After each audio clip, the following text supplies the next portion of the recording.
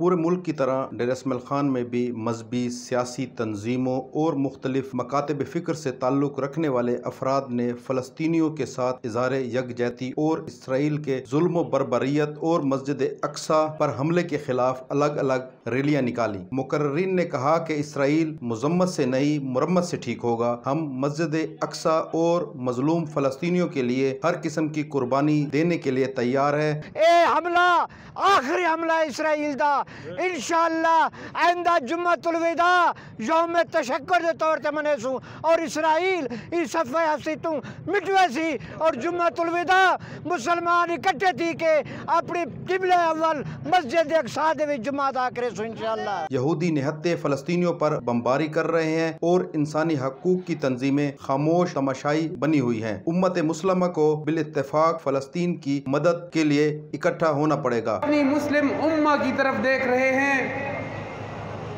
کہ اور کچھ نہیں تو کم از کم ہمارے حق میں آواز تو بلند کریں۔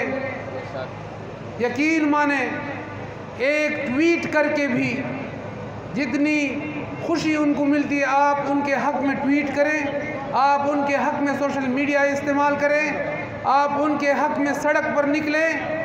اس کا اتنا زور ہے کہ جس کو آپ کو اندازہ نہیں ہے۔ شرکاء نے ہاتھوں میں بینرز اور پلے کارڈ اٹھا رکھے تھے جس پر اسرائیل کے خلاف اور فلسطین کے حق میں نعرے درج تھے۔